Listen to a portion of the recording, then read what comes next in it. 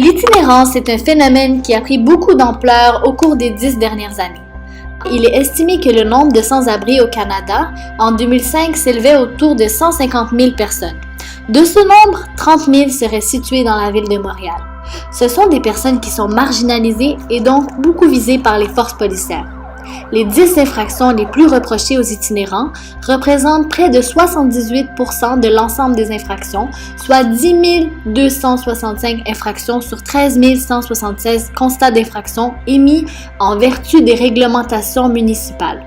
C'est ce qui nous amène à nous demander si la judiciarisation des itinérants laisse place à l'exercice de leurs droits.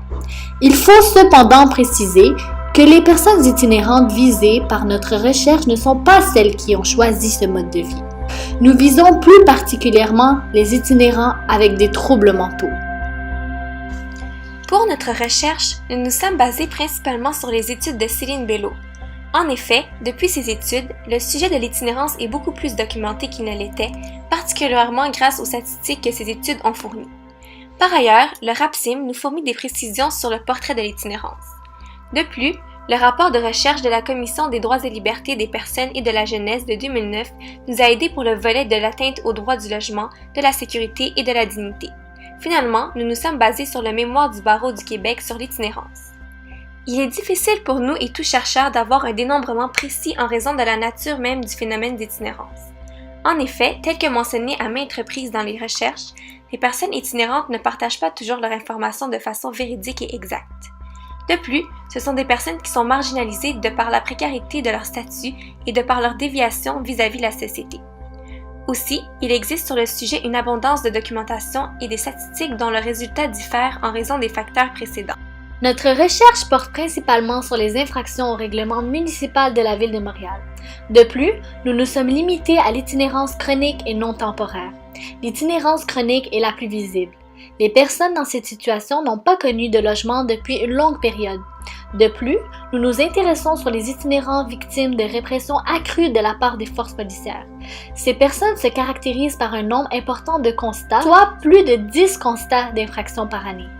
Les résultats de notre recherche nous ont permis de conclure que l'itinérance est devenue au cours de ces 10 dernières années non pas uniquement un mode de vie mais davantage un crime. La situation d'itinérance est perçue, dénoncée, contrôlée comme une situation de menace pour l'ordre public.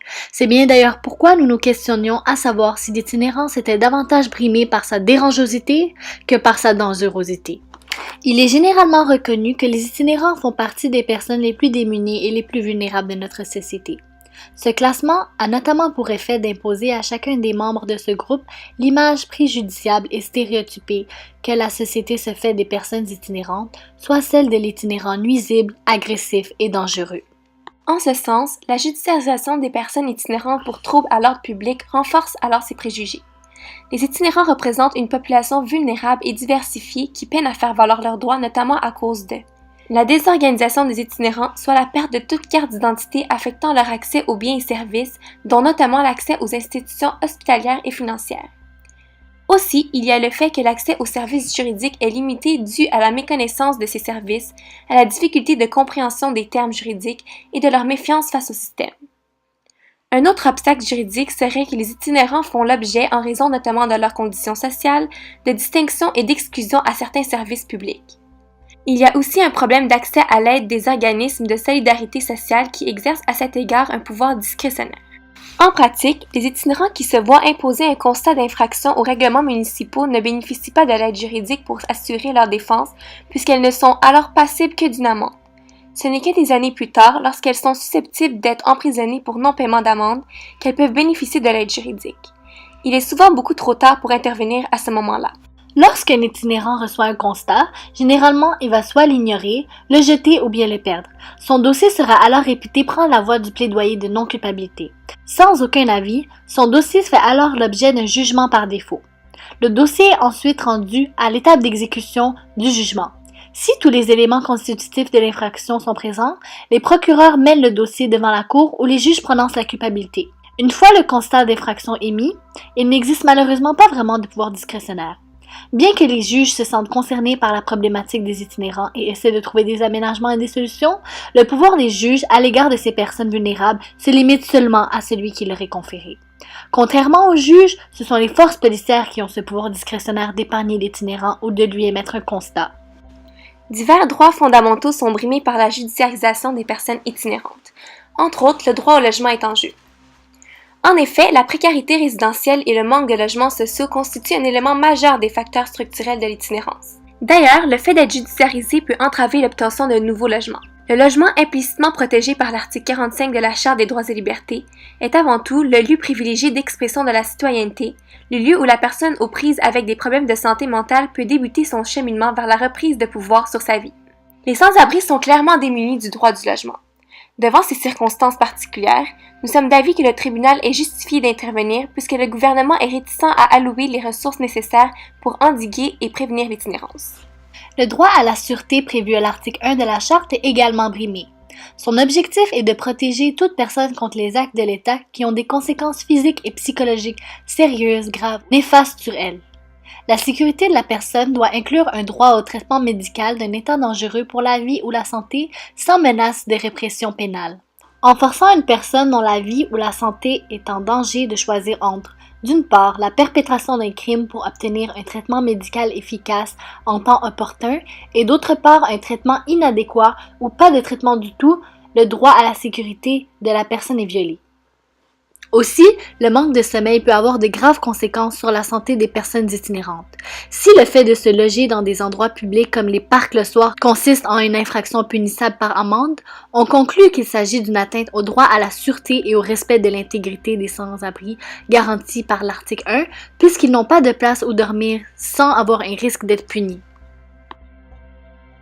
S'inspirant des tribunaux mis en place ailleurs au Canada, notamment du Mental Health Court à Toronto, une solution alternative à la judiciarisation a été mise en place, soit le programme d'accompagnement justice santé mentale à Montréal. Puisqu'on estime qu'entre 30 et 50% des itinérants auraient des problèmes de santé mentale, ce programme a été mis en place à la Cour municipale de Montréal afin d'offrir des services de santé adaptés à la condition des contrevenants présentant des problèmes de santé mentale pour proposer des alternatives à l'emprisonnement. Ainsi, l'itinérant aurait un choix, soit de subir l'incarcération, soit d'accepter un encadrement par un intervenant et de coopérer pour l'amélioration de sa santé, ce qui pourra éventuellement retirer toute accusation émise contre lui.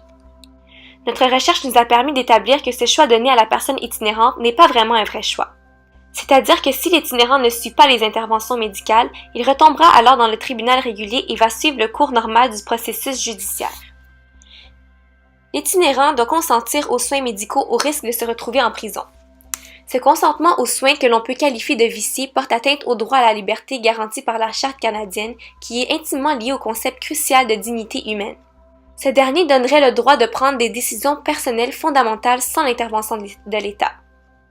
À la lumière de nos recherches, le droit à la dignité qui devrait conférer à l'individu une marge d'autonomie dans la prise de décision d'importance fondamentale pour sa personne n'est pas respecté lorsqu'on impose à l'itinérant un choix préconçu entre l'incarcération ou l'intervention médicale.